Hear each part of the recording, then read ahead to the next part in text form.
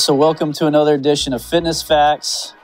Today we're going to be talking about protein and exercise. So first I kind of want to lay the foundation about what protein is. Just an overview here to see where we're going with the discussion today. So it's important to know that proteins are composed of amino acids. So maybe when you were younger, you played with Legos. Maybe you built a house or some sort of structure with the Legos. You can think of that final structure that you built as a protein and each individual Lego block as an amino acid, right? So amino acids are the building blocks of protein. They're the component parts, all right? So that's what proteins are made of. And furthermore, you can categorize amino acids into essential and non-essential. We're going to talk more about those here in a bit. We've got to talk about protein structure. Proteins have to take on a final shape in order for them to be functional in your cells. We'll talk about the digestion and absorption of the protein that you eat in foods, or maybe if you're consuming a protein supplement. We'll talk about protein synthesis, protein turnover, so kind of the balance between muscle protein synthesis, building proteins, and protein breakdown, right? So there's a balance there, and you have this protein turnover, some protein being built and synthesized, and some being degraded and broken down. And we'll talk about protein turnover and exercise, how exercise affects muscle protein synthesis and can act as a stimulus for muscle protein synthesis to occur. Talk about the different roles of protein in the body, because it's easy to think about muscle and protein because about 25% of muscle is protein, but protein has a lot of roles throughout the body. It's not just like, all about muscle when we're talking about protein. So lastly, we'll talk about protein deficiency. All right, so proteins are composed of amino acids, like I mentioned before. The amino acid is the fundamental unit of protein. And amino acids are composed of several different atoms. So you see there carbon, hydrogen, oxygen, and nitrogen. And this is what makes amino acids and the protein that amino acids form different than some of the other macronutrients. So if you look at the atoms that comprise fat or fatty acids, it's just carbon, oxygen, and hydrogen. If you look at the atoms that comprise carbohydrates, it's just carbon, hydrogen, and oxygen. But amino acids, they're unique because they have that nitrogen that's part of them. So each amino acid also has a unique side chain or group, and this is what makes the structure of each amino acid unique, and you see that represented by the R there. So every amino acid, you're going to see this coming up on a slide here, that side chain is a little different, okay, and that can be a way that these amino acids are named and classified. And the reason they're called amino acids also, I want to point out, is you look at to the left of the alpha carbon. The alpha carbon is that middle C, okay, in the very middle of the amino acid structure. To the left of that, you have the amino group. So this is the nitrogenous group that contains the nitrogen atom. So that's your amino. The carboxyl group, also known as the carboxylic acid group, that's what you see to the right of the alpha carbon. Okay, so that carboxyl group is the acidic carboxylic acid group. All right, so that's where it gets the name amino acid. All right, so there's 20 different amino acids that are used to synthesize proteins in the human body. And they can be classified or categorized into different groups. So you see there nonpolar amino acids, glycine, alanine, valine, cysteine, proline, leucine is one of the branch chain amino acids, along with isoleucine and valine. So you may have heard of those. That's because that R group, that side chain, is branched. So valine, leucine, isoleucine, those are your branch chain amino acids. And leucine, which we'll talk about later, is very important in stimulating muscle protein synthesis and muscle growth, because it kind of switches on this molecule called mTOR inside muscle cells. And by activating mTOR, that helps to stimulate muscle protein synthesis and muscle growth. Some of these amino acids, for instance, the nonpolar ones like tryptophan, when that's uptaken into the brain, it can be converted to the neurotransmitter serotonin.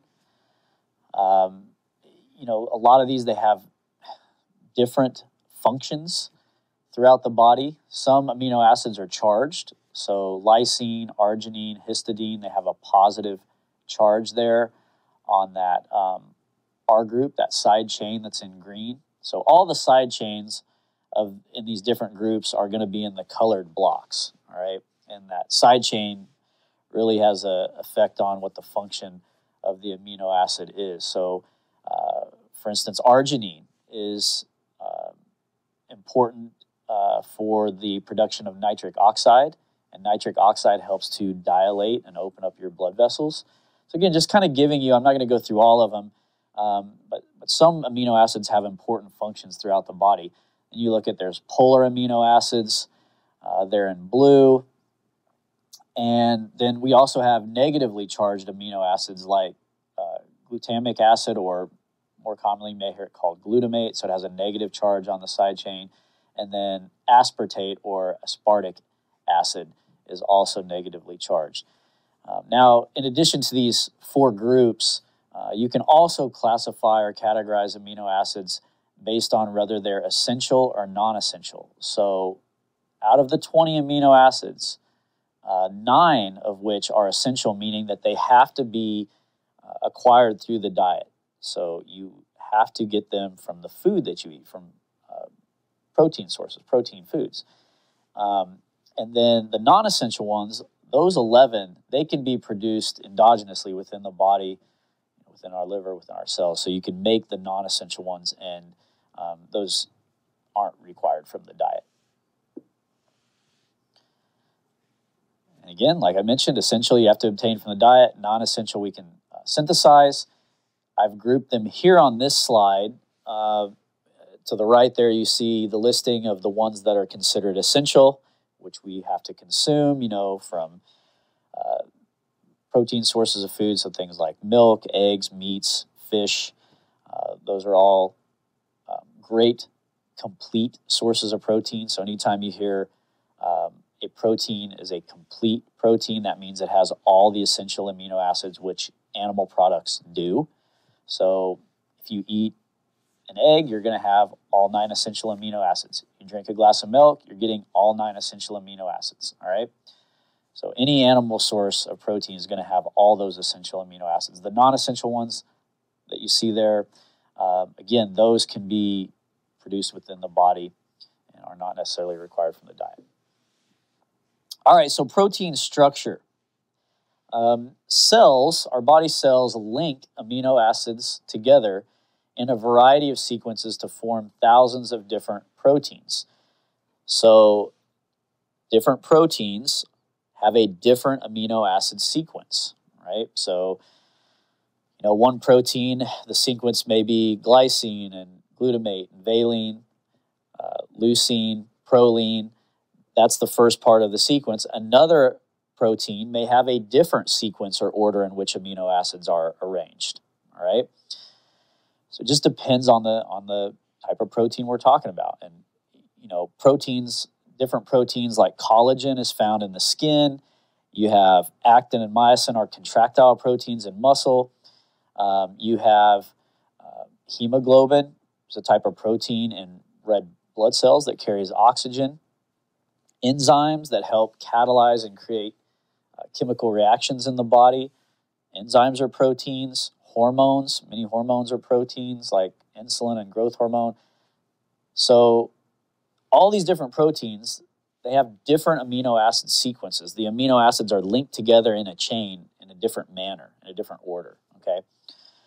And how are these amino acids linked together? Well, it's by the formation of what are called peptide bonds. So a peptide bond just unites one amino acid to another amino acid next to it.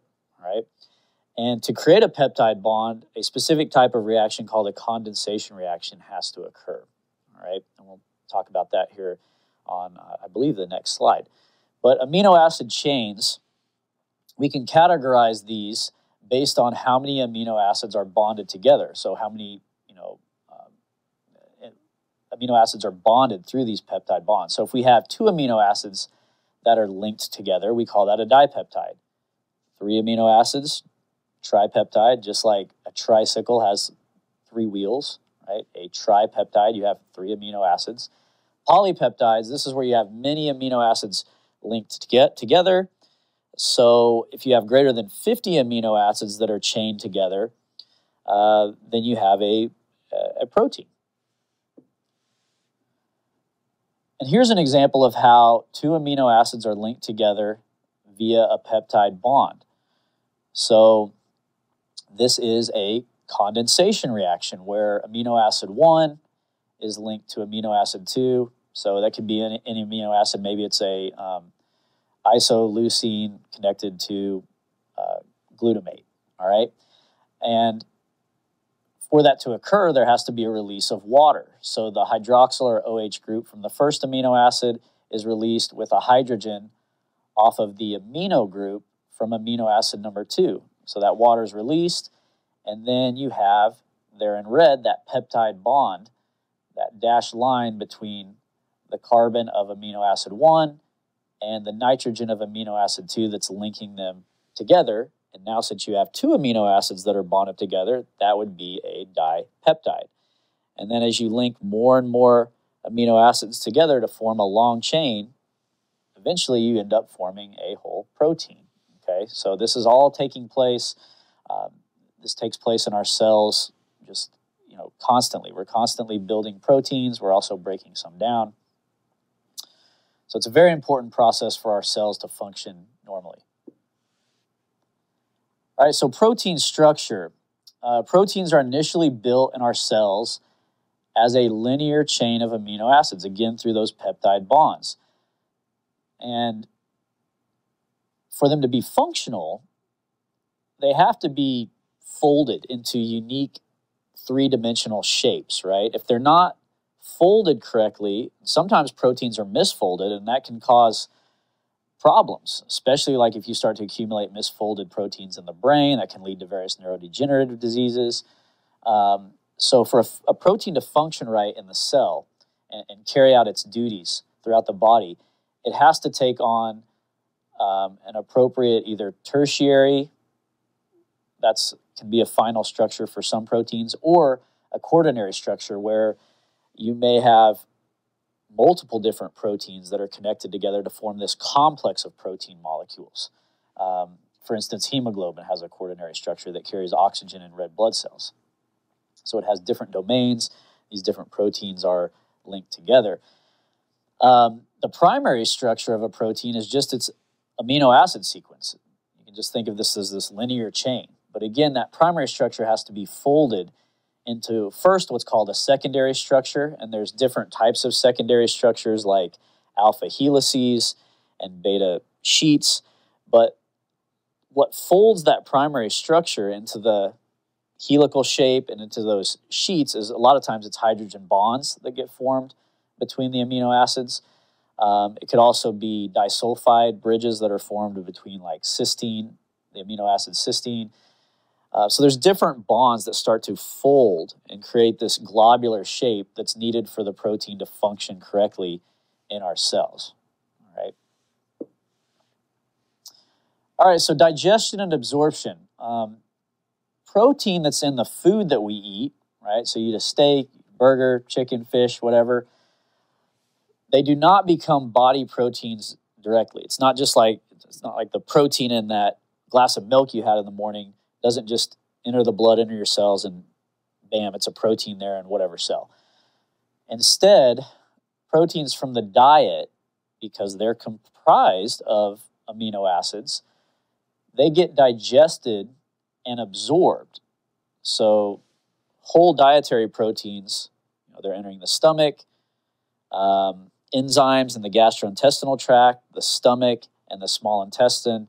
There's many different enzymes that help break down the peptide bonds between the amino acids. So you have enzymes like pepsin and trypsin and chymotrypsin. These are all protease enzymes that are located in the gastrointestinal tract, the stomach and small intestine.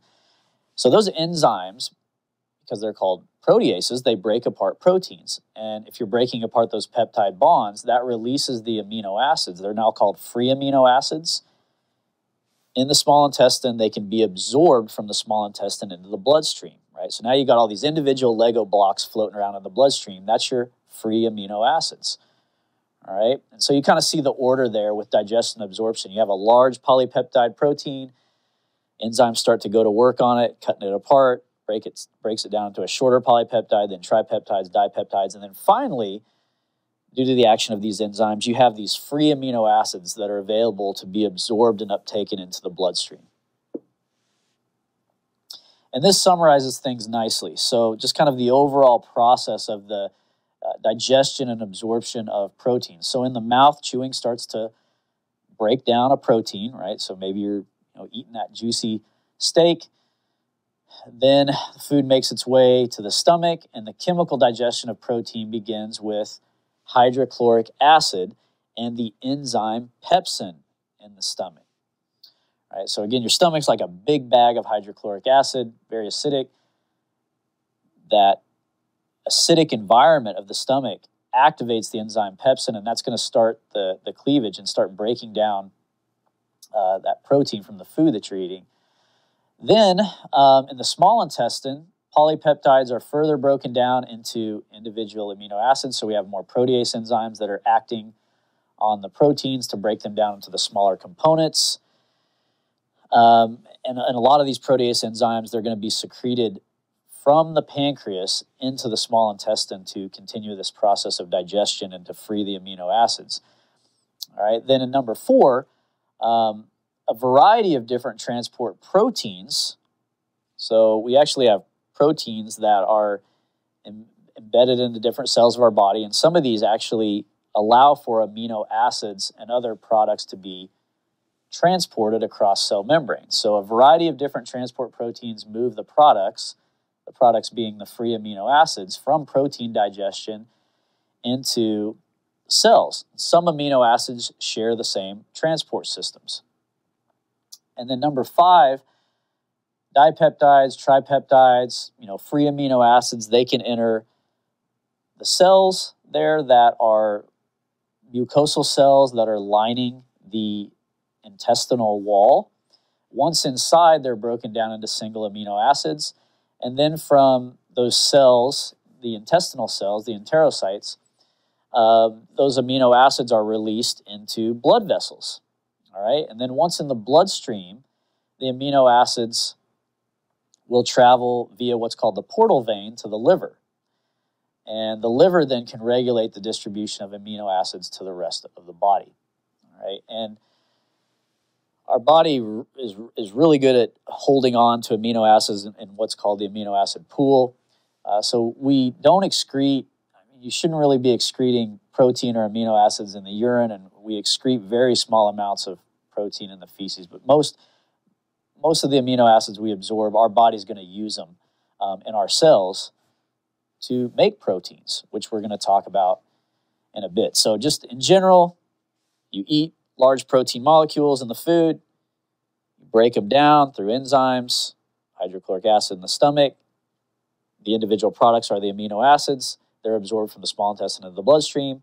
From the bloodstream, those amino acids will get uptaken into your various cells throughout the body. And now you have all those little free amino acid building blocks in your cells that are available to be linked together once again to create different proteins in your cells.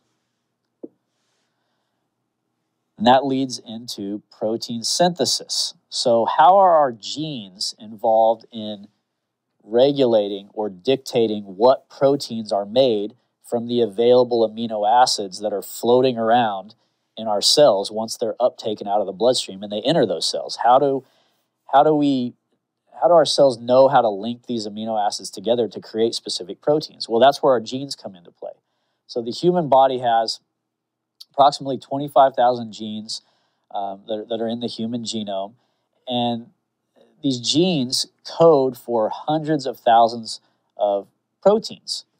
And remember that each protein that's produced within a cell has a specific function, and that function is determined during protein synthesis.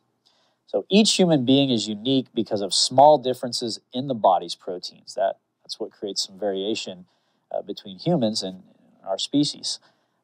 Genes determine the amino acid sequences of proteins synthesized by our body cells. So again, the specific gene is going to dictate or contain the instructions for producing a specific protein, right? So maybe it's a gene involved in producing the actin filament. Actin is one of the contractile proteins in muscle. Well, within that gene, there's going to be a specific lettering, a specific arrangement of nucleotides that dictate and tell the ribosome of the cell, which is where proteins are made, how amino acids should be linked together and in what correct sequence so that you produce that actin protein, and then that actin protein becomes part of muscle and it's used in muscle contraction.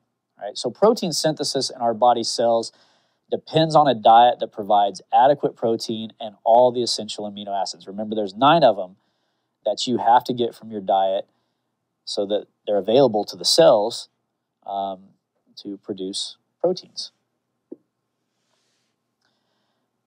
So the instructions for making every protein in a person's body are contained within the nucleus of the cell, DNA. Right? So again, inside the nucleus, you have DNA. That's kind of the recipe or cookbook for the cell to operate. Located along that DNA, you have your different genes. All right? And each gene contains a code indicating the order or sequence in which amino acids should be joined together to create large proteins in the cell. Each type of protein has its own unique amino acid sequence. Right? So no 2 proteins have the same sequence. They're all different, the way those amino acids are arranged. The basic process a cell uses to synthesize a protein, and this is a central part of biology. You probably remember learning this maybe in middle school, but you start with the DNA, which contains the genes inside the nucleus of a cell. That DNA gets copied or transcribed. In fact, a specific gene gets copied or transcribed into what's called messenger RNA. So that messenger RNA contains a message. It's a copy of a specific gene that travels from the nucleus and it goes out to a cellular organelle called the ribosome. The ribosome translates that message. There you see translation. Translates the message into a specific protein. Okay. And here you see that process diagram. So there in the upper left-hand corner of the slide, you see the cell nucleus in purple. Of course, in that cell nucleus, you've got the DNA. And on that DNA, you have your different genes. There's an enzyme called RNA polymerase that's involved in transcribing a specific gene into one of these messenger RNA molecules. Then that messenger RNA, that mRNA, will leave the cell nucleus and translocate out to the cytoplasm of the cell. And you noticed on that mRNA, you have some A's and G's and U's and C's, so that's adenine and guanosine and cytosine and uracil. Each one of those, what are called nucleotides, codes for a specific amino acid to come in and be incorporated into a growing polypeptide chain or into a protein. So when that mRNA molecule is fed through the ribosome, which you see there kind of in green, that pale green color, the ribosome is responsible for actually synthesizing and producing proteins. And it's inside the ribosome that that messenger RNA is translated into a protein. All right, and so you see that growing protein or polypeptide chain there, kind of represented by the multicolored balls. The tRNA, you might wonder what those molecules are. That stands for transfer RNA.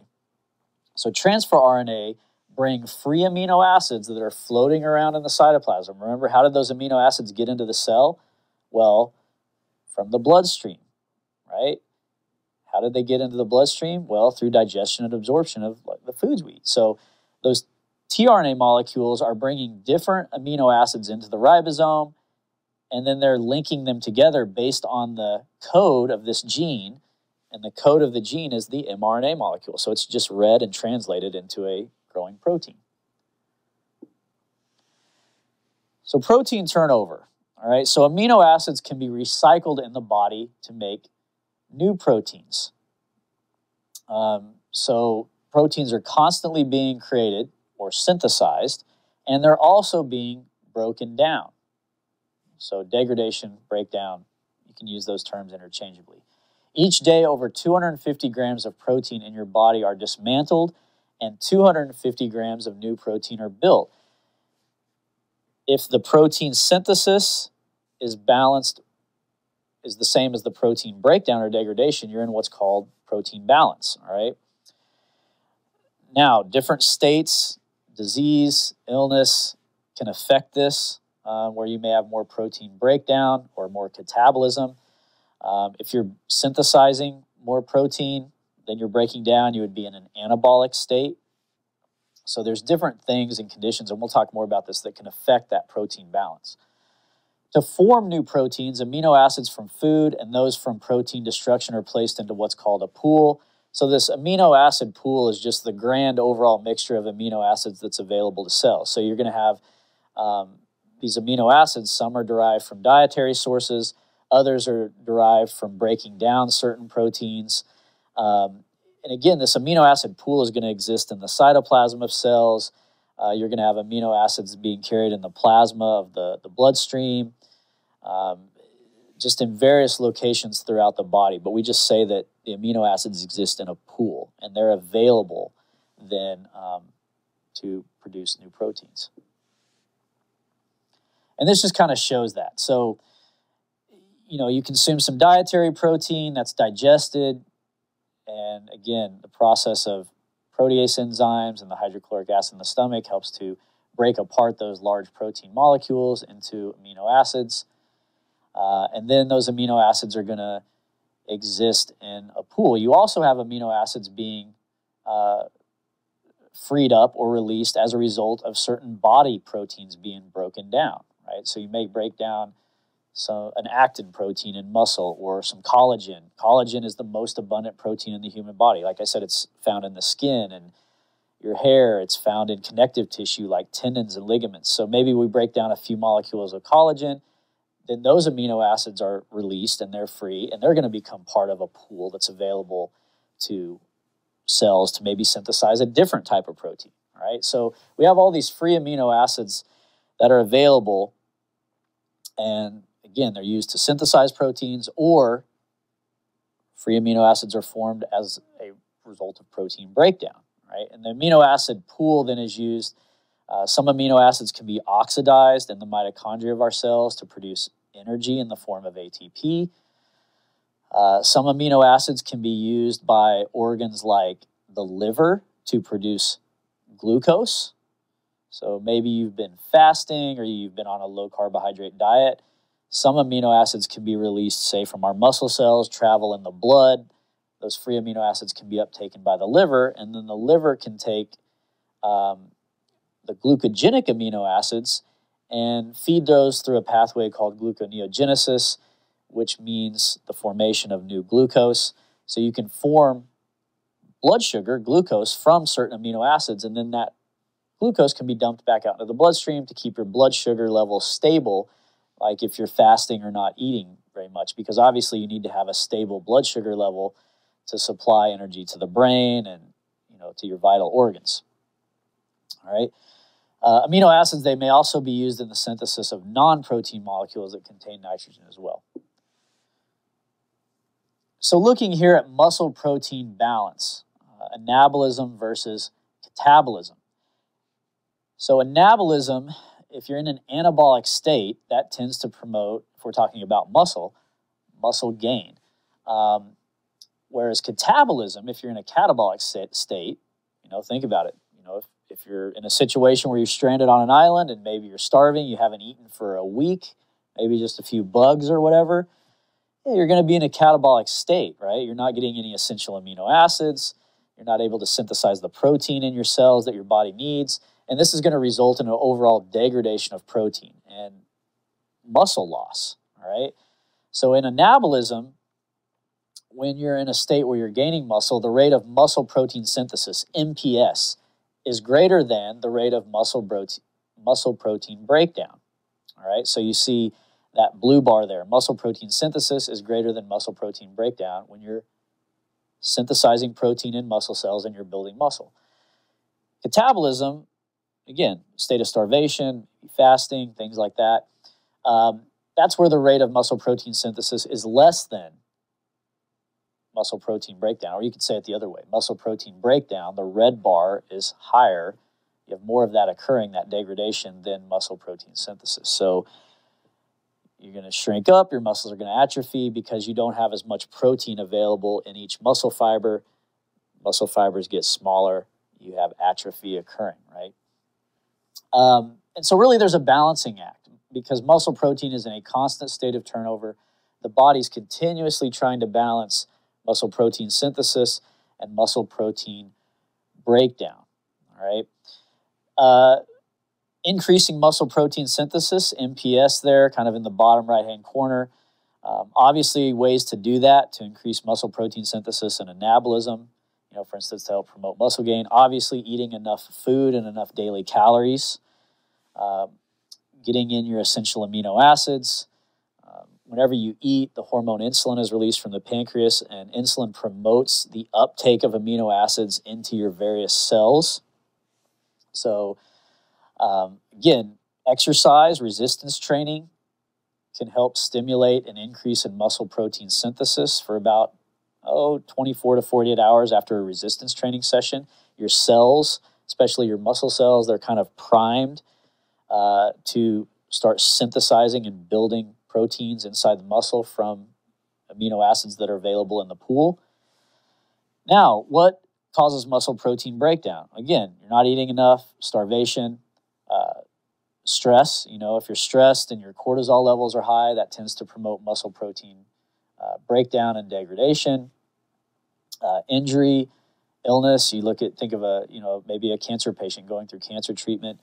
That treatment can be, obviously, it's great because it gets rid of the cancerous cells, but it can be very destructive to even our healthy cells. The chemo, the radiation, and typically in those cancer patients undergoing cancer treatment, you're going to see more muscle protein breakdown. Or, for instance, somebody that maybe has been burned, a burn victim that has third-degree burns, they're going to be in a state of protein breakdown because the body's trying to break down proteins in certain cells in one part of the body and supply those free amino acids to repair the skin, to rebuild the areas of the body that's been burned and damaged. And so there's this you're in a state of protein breakdown or loss in some of those states of illness and injury. Also, exercise. So not only does resistance training create muscle protein synthesis, there's also some protein breakdown that's occurring after a bout of resistance training. And there's a way to flip it to where you have more muscle protein synthesis than breakdown, which is what you want after a resistance training session so that you can build muscle. And one of the ways that you can create more synthesis than breakdown is by consuming adequate calories and adequate protein after that resistance training session. That will help flip that balance to where you have more anabolism, more muscle protein synthesis than breakdown. So protein turnover and exercise. Now getting into the effect of exercise and how that ties into protein synthesis and breakdown. So for physiological adaptations to happen from training, for muscle hypertrophy to occur, so muscle hypertrophy is when your muscle fibers get larger, they increase in size. For that to happen as a response to training, the rate of muscle protein synthesis, MPS, must be greater than the rate of muscle protein breakdown. All right, so to accomplish a net increase in muscle protein synthesis, it's important to combine resistance training and dietary protein intake. Right? When resistance training happens without protein feeding, protein synthesis increases, as does protein breakdown. Protein balance is maintained, so no net synthesis will really occur, and you're going to see some slides coming up that illustrate this. So really, to flip the balance positive, where you have muscle protein synthesis occurring, this is why adequate dietary protein intake and just adequate calories after your resistance training sessions is important. Okay, so aerobic exercise also, so you're jogging, cycling, swimming, any of those aerobic endurance activities, that also stimulates muscle protein synthesis and muscle protein breakdown. Aerobic endurance athletes, it's important that they consume adequate daily protein.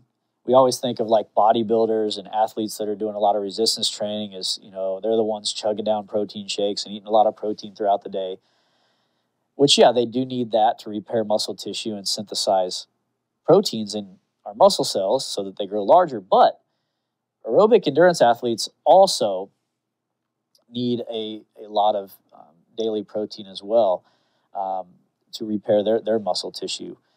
So adequate daily protein for those endurance athletes helps to minimize muscle protein breakdown because typically they're exercising continuously over longer periods of time. So you can have a lot of muscle protein breakdown as a result. And it's also important then to stimulate muscle protein synthesis of various different types of muscle proteins, like the myofibrillar, so actin and myosin. Even though if you're an endurance athlete, you're doing a lot of endurance exercise, a lot of the proteins you're going to be synthesizing in muscle cells, it's going to be less of the myofibrillar forms, the actin and myosin that promote increases in muscle size. It's going to be more of enzymes that are used in producing energy within the mitochondria, other mitochondrial proteins that are important to produce ATP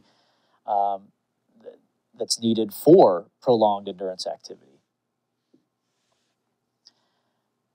So looking at this graph, this just shows without a training stimulus, so without exercise, muscle protein synthesis and muscle protein breakdown basically cancel each other out. So you see there at the y-axis is the percent change, and going up on the graph. So any of the spikes that you see upward, that solid line, you're seeing muscle protein synthesis occurring. Where you see the dashed line, that's changes in muscle protein breakdown over time. So the x-axis, the horizontal axis, is changes that occur over time in muscle protein synthesis and muscle protein breakdown in the fed versus fasted state without training done that day, okay? So you have a meal, maybe it's breakfast. Obviously, now you're going to be releasing some amino acids, assuming you ate some protein there at breakfast, into the blood. Those amino acids are uptaken into your cells. Some of them are going to go into muscle cells, and you're going to get a spike in muscle protein synthesis. But you also have some muscle protein breakdown occurring simultaneously, all right? And especially, let's say 6 to 8 hours after you eat a meal, you enter into a fasted state. And when you're not supplying amino acids to your muscle cells, now then you see more muscle protein breakdown, all right? So you see some fasted losses, but then you eat again, you eat a meal, and that hill goes up again, that spike in a positive direction, and you have muscle protein synthesis occurring. So again, states of fasting, where you're not eating, you're going to have some muscle protein breakdown, then you eat a meal, that spikes the muscle protein synthesis. And throughout the day, just without a training stimulus here, really what you're in is in a balance. So there's going to be a balance between synthesis and breakdown. Now, how does exercise tie in this? Okay, so on this graph, you see there's some changes in the height of these different spikes or these different hills, especially with muscle protein synthesis, the solid line, okay? Much higher spikes. So if you undergo an intense training session, let's just say resistance exercise there that you see on the left of those lines, and then you add in proper nutrient intake at the right time, the graph changes. So protein synthesis is activated and degradation is suppressed.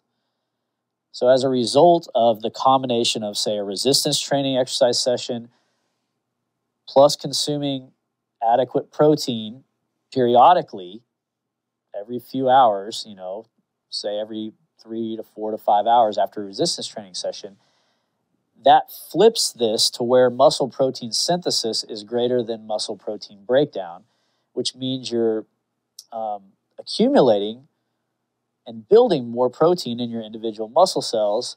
And if you're doing this continually over days, weeks, and months, you can see how building and synthesizing more protein in your individual muscle cells is going to allow each cell to get larger. If each cell in a whole muscle group is getting larger, then the whole muscle group will get bigger over time. Okay. Now, a lot going on this slide. So I'm going to try to break it down in simple, understandable manner. All right, inside your muscle cells and in other cells, there's this molecule known as mTOR, which stands for mechanistic target of rapamycin, okay? And why is it called mechanistic target of rapamycin? Well, it was found in some research studies that the drug rapamycin inhibits or turns off this protein. More specifically, this protein mTOR is an enzyme. Okay, so it's a target of the drug rapamycin, and its activity blocked if rapamycin is having that effect, binding to it.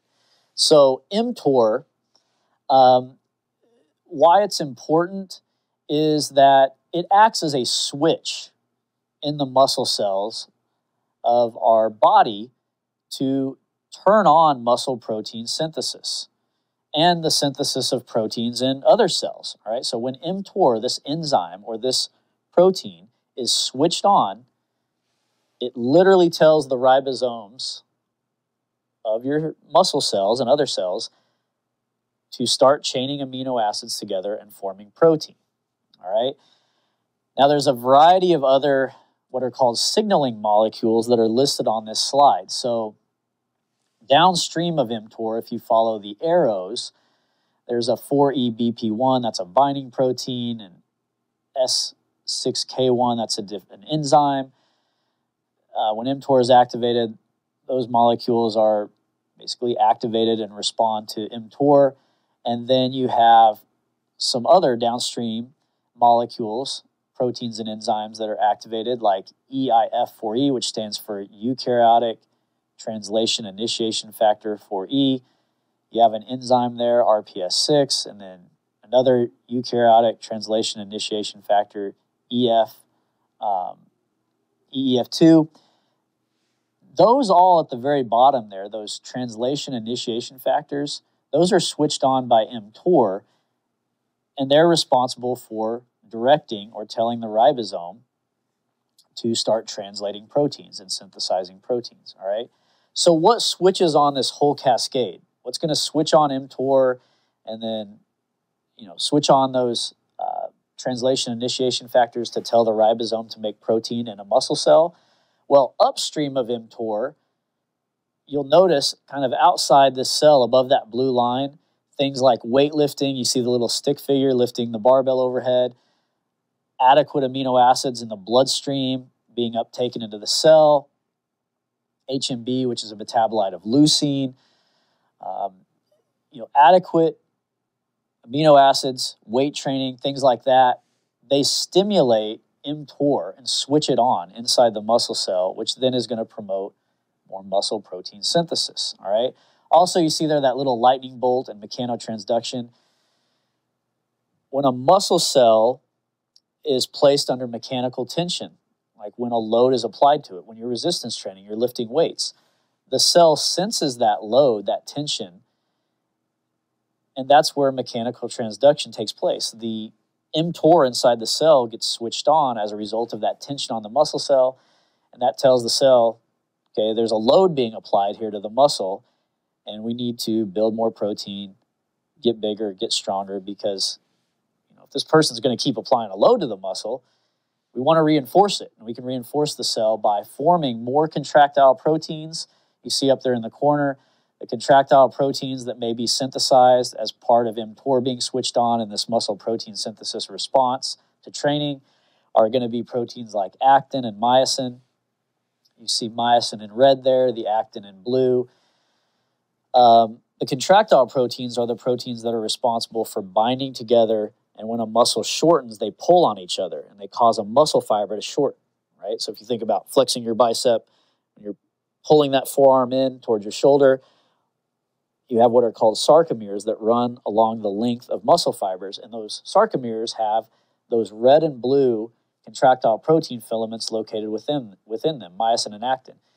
And when a shortening muscle contraction occurs, a concentric contraction, those myosin and actin filaments pull on each other and the muscle fiber shortens, right? And so we can make more of those contractile proteins if muscle protein synthesis is switched on because mTOR is active, the ribosomes are cranking out, building a lot of protein.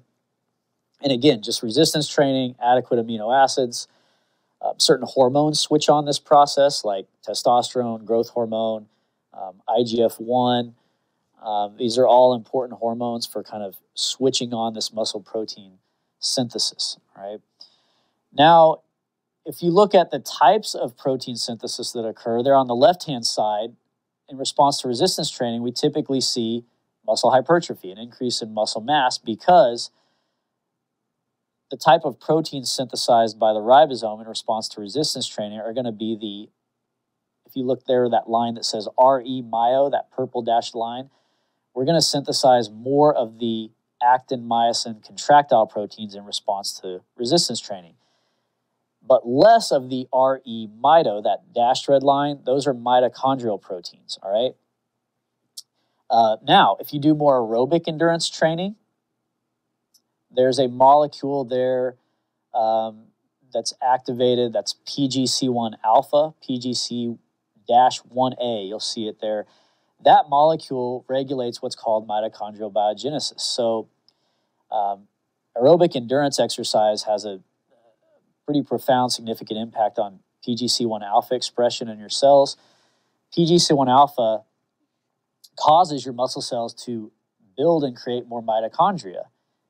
Mitochondria are the powerhouse or power plant of the cell. This is where energy, ATP, is produced, all right? And it's very important to have a lot of those mitochondria if you're a runner because it allows you to produce more ATP, more energy during exercise. That's got to obviously improve your endurance performance, potentially. So the type of protein synthesis that may occur in a runner is likely going to be different than somebody that resistance trains. So the type of protein synthesis you see on the right there in a runner is going to be proteins that improve a runner's oxidative capacity, their ability to produce energy with the help of oxygen. Because again, inside the mitochondria, we utilize oxygen to burn fuel substrates like carbs and fats and amino acids to produce ATP. And you can see that if you look at that protein synthesis graph in endurance training individuals, the type of proteins they synthesize, look at the red dashed line, that big spike where it says EE mitochondria. And endurance athletes, they're going to be synthesizing generally less of those contractile proteins, right? Very few of those. It's not like, I mean, you don't see endurance athletes getting really big muscles like you do a resistance training individual because they're not synthesizing the contractile proteins like a resistance training individual is. They're synthesizing more of the mitochondrial proteins. That's why you see that EE-mito red dashed line. There's a real big spike in it.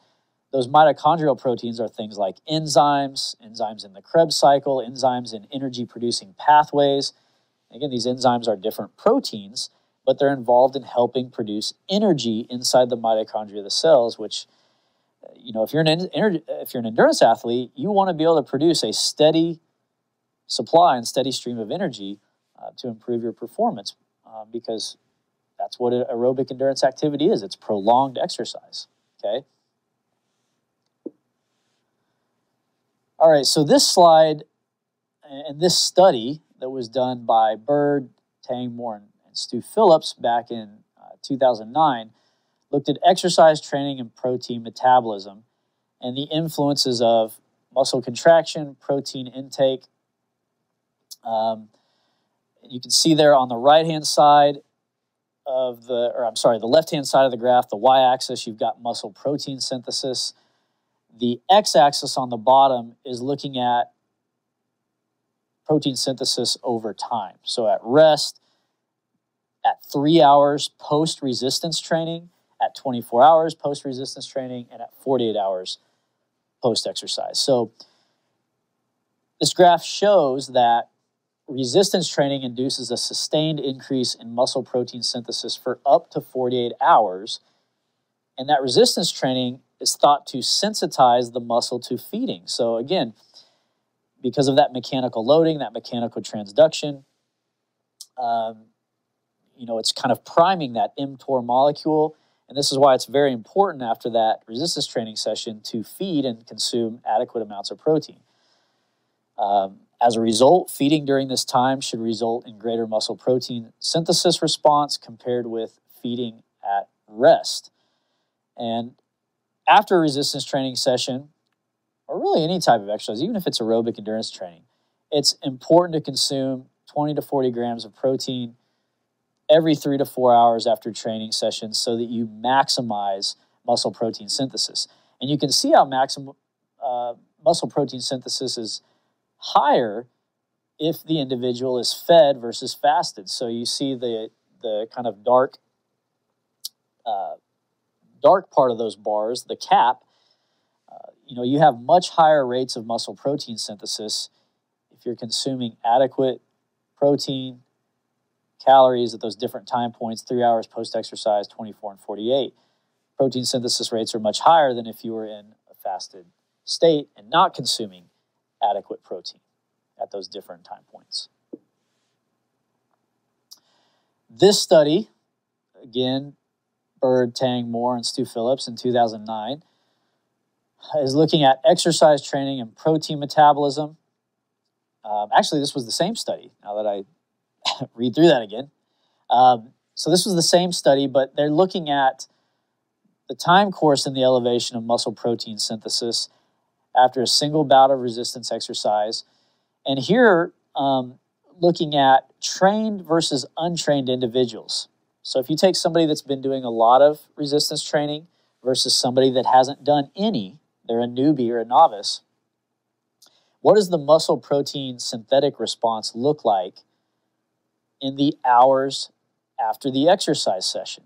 So let's skip down to kind of the graph there on the bottom right-hand corner. The y-axis is the percent change in the fractional synthetic rate. So the rate at which proteins are being synthesized in muscle, and the percent change in that rate. Along the x-axis, the horizontal axis, you have different time points where this fractional synthetic rate of muscle protein synthesis, the change in it was being measured. So time 0, that would be where the exercise training bout took place. So I can't remember the exact training protocol or how long they trained. Let's just say, I'd have to go back and look at the study. Let's say they did an hour of resistance training at time 0. Well, what is that going to do? That's going to stimulate mTOR. It's going to stimulate an increase in muscle protein synthesis. And you see in both trained, the trained is the solid line with the circles filled in, and the untrained individuals, those that hadn't been doing any resistance training, this was like their first bout, you see a spike. The untrained individuals are the square box line. So a spike at 4 hours in muscle protein synthesis in both groups, all right?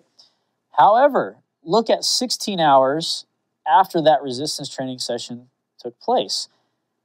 The trained individuals, you see they're dropping back down to baseline. So their muscle protein synthesis is dropping down more rapidly 16 hours after the resistance training session than the untrained individuals, which is interesting. So it looks like if you're somebody that's been doing resistance training, that window of time where muscle protein synthesis is elevated after a workout, it tends to come back down more quickly versus an untrained individual. You see at 16 hours, it's still really elevated, And it does start to drop down there at 28 hours. But it's just a little bit of a difference depending on your training status and how long after a resistance training bout muscle protein synthesis is going to be elevated. Okay, and we typically say, I guess regardless of training status in general, whether you're trained or untrained, that muscle protein synthesis is going to be elevated for anywhere between 24 to 48 hours. Okay, but it obviously returns to baseline more quickly in a trained individual, as you see here. All right, so summarize. What are the roles, kind of summarizing the roles of protein in the body? So we got 3 columns here. On the left-hand side, the type of protein. So we can classify proteins based on their type and their function in the body. So if we look at that first column, we have structural proteins. What's the function of structural proteins in the body? Well, it gives shape and structure to our cells. So what are examples of structural protein? Things like collagen. I mentioned how collagen is the most abundant protein in the human body. It's found in tendons, ligaments, cartilage, even bone. It's found in we have keratin in the skin, the hair, and nails. So those are very common structural proteins. Next type, contractile. Well, these are proteins involved in moving muscles, right? The shortening of a muscle, contraction of a muscle. So actin and myosin. I talked about how in response to resistance training, you have an increase in muscle protein synthesis in the muscle.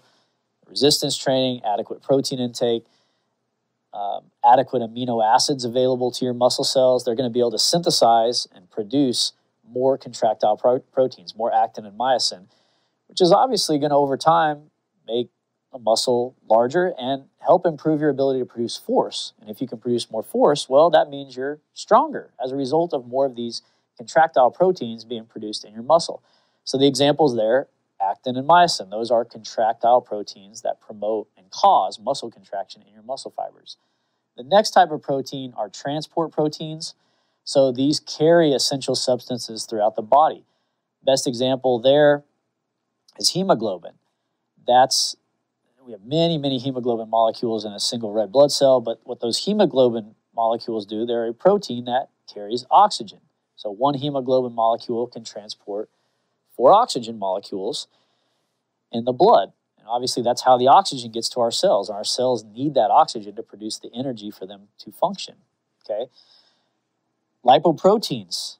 I did a talk on, a video on how lipoproteins are like these boats that carry fats, various lipids through the bloodstream, right? So lipoproteins are another example of transport proteins.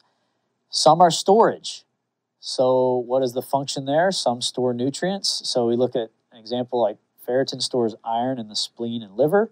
Some proteins are hormones. And so what's the function there? Well, hormones regulate body metabolism, immunity in the nervous system. So for example, insulin is a protein that's also a hormone. It's a long chain of amino acids released by the pancreas, and insulin helps to reduce our blood sugar levels. It helps to regulate blood sugar so that that glucose can be taken out of the bloodstream and into our cells.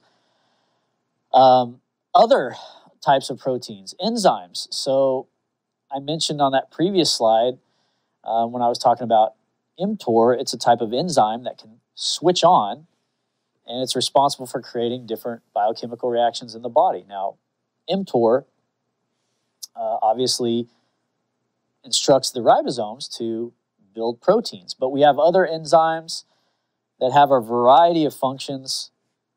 Again, most enzymes, they are proteins, and they catalyze or allow for chemical reactions to occur. So another example of an enzyme is we have sucrase in the gastrointestinal tract. That breaks down table sugar, which is sucrose, into its component parts, fructose and glucose.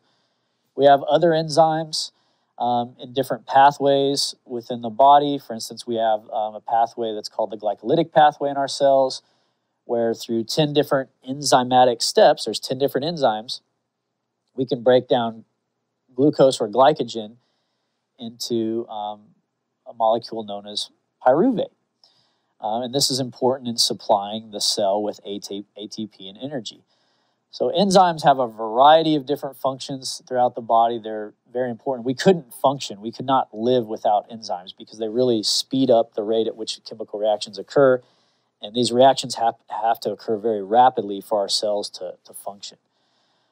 Protection. So some types of proteins, their function, especially with the immune system, is to neutralize, target, and destroy foreign substances. So, for instance, antibodies, also known as immunoglobulins,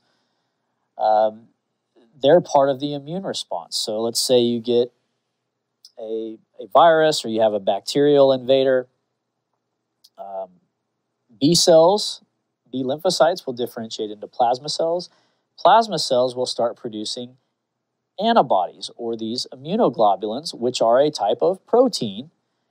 And these antibodies can bind to, tag, neutralize foreign substances like viruses, bacteria, so they can be destroyed by the immune system. So again, antibodies are important proteins that play a role in our protection and our overall immune function to keep us well. So protein deficiency. This isn't too common in the United States. We have adequate protein available. Unfortunately, in other less developed countries, protein deficiency is an issue. I think in some older adults, it can be an issue. Many older adults, maybe they just don't have the same appetite they had when they were younger. I think for the most part, older adults should really try to consume more protein each day. And I'll discuss that in another video. You know, what are the protein requirements? How much should you consume if you're an athlete or a sedentary person or an older adult? But in general, older adults, you need to be aware of that. Whether you get your protein from whole foods, I think you should. Also supplement the diet with either, protein shakes or, you've got Boost or Ensure, things like that. Make sure that you're getting adequate protein to help stave off muscle protein breakdown and loss as you age. But talking about protein deficiency, this just develops when the diet consistently over time supplies too little protein or a lack of the essential amino acids. So here you see the synthesis of body proteins decreases, protein degradation increases. So you have more muscle protein breakdown, not enough muscle protein synthesis occurring. And this occurs in other organs as well. So just overall, if you look at the entire body, protein degradation is exceeding protein synthesis. Right? So without proteins to perform their roles, many of the body's activities come to a halt. Because again, I talk about muscle a lot, but we've got this synthesis and breakdown occurring in our organs and in other cells, okay? Consequences of protein deficiency: if you're severely protein deficient, especially in children, that can impair growth. Children are typically in an anabolic state, right? They're growing, they're building, tissues are growing, right? Bones are lengthening, they're developing muscle, right? They're, you hit puberty, you have hormones that are being released. So they're in an anabolic state. But protein deficiency can slow growth and impair that. You also see impaired brain and kidney function, poor immune function, because again, remember, antibodies that are released from plasma cells that help neutralize and are important for our immune function and defense, they're proteins, right? So if you have a deficiency in protein, you may have poor immunity, more likely to get sick with acute infections, and so on. Also, inadequate nutrient absorption can be an issue if you're protein deficient. There are severe forms of malnutrition, marasmus and kwashiorkor. These are seen more in kind of third world countries, certain countries in Africa, underdeveloped parts of the world. And that's all I have. I hope you have a better understanding of the function of protein in the human body, protein synthesis, protein breakdown, and the role that exercise plays in stimulating muscle protein synthesis, and how other amino acids, hormones, for example, can switch on that enzyme mTOR that is a critical player in signaling for protein synthesis to occur in our cells. So hope you enjoyed it, and I'll see you another time.